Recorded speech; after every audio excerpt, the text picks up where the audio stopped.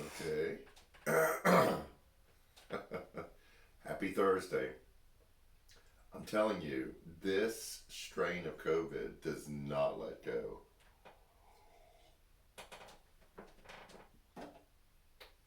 But I will overcome. Um, okay, this is going to be a question that'll lead into um, a brief preview for this upcoming Sunday.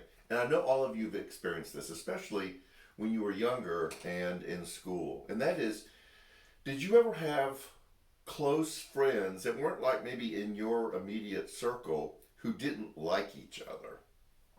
And that was always a really difficult relationship to navigate, wasn't it? Because, like, you would hang out with the one friend and they had likes and dislikes, and at times they would talk about the other friend, and you had to figure out how to navigate that. I mean, you stuck up for your friend, but you realized that there was some bad blood between them, and then the other friend may kind of do a similar thing. And trying to figure out how to be,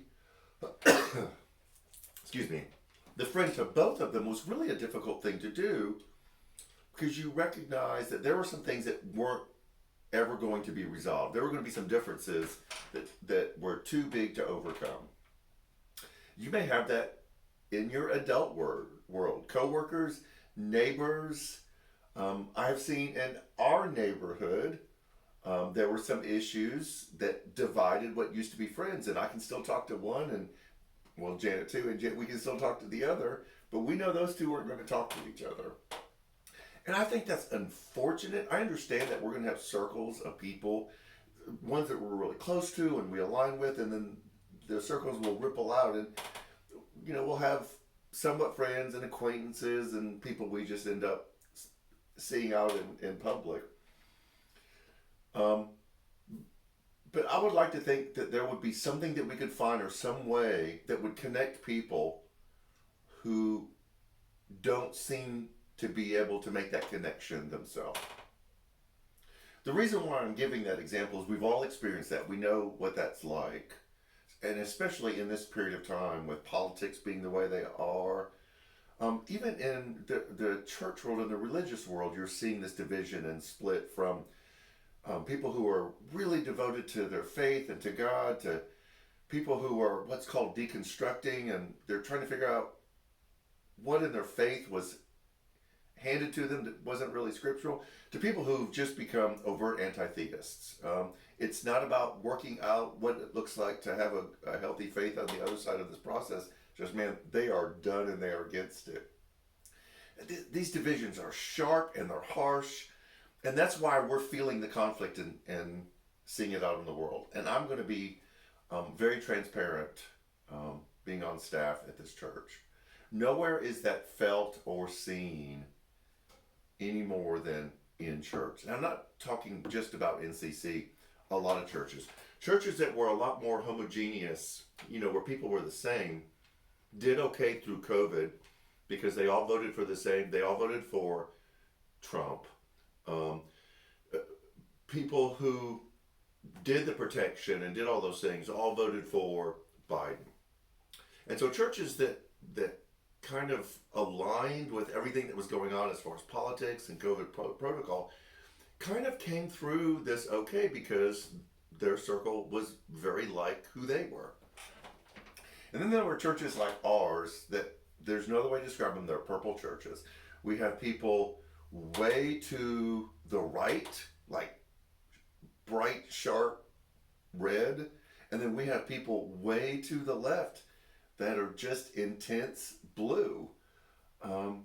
And we honestly lost both ends because they didn't want to be at church with each other because of what other people were posting on Facebook, or they didn't like some of the policies that we put in place. They weren't stringent enough, or they were too stringent. And we have felt that struggle. And we realize that everyone feels right and justified in their beliefs and their feeling towards other people. I'm going to let that sit a bit.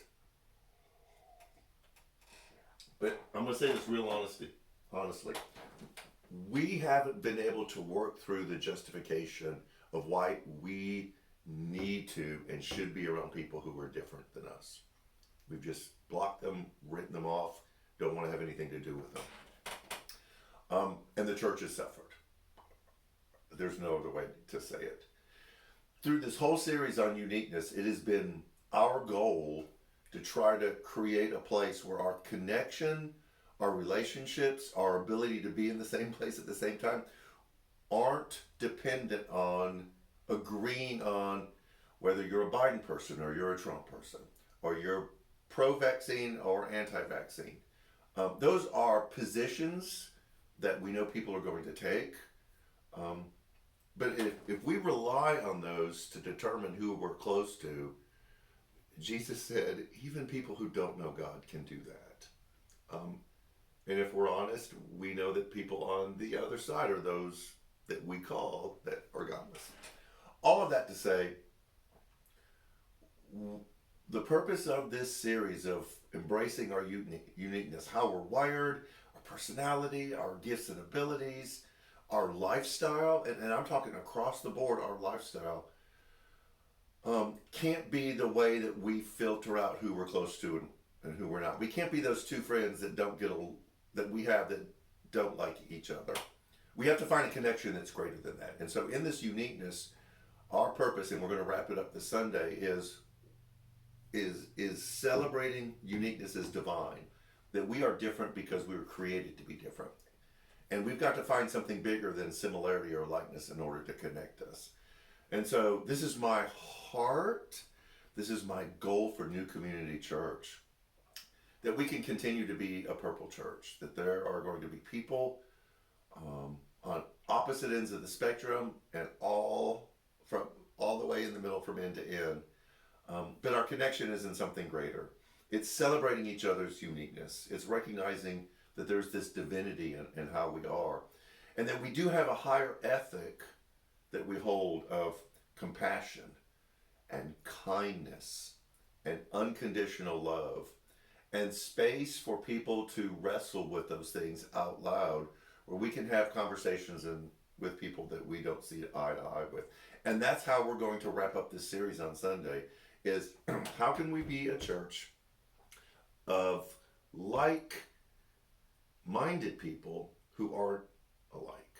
How can we be one, but we're connected with something greater, our similarity and likeness? What do we focus our energy and attention onto? And so that's what we hope comes from this whole series, and as we wrap it up this Sunday.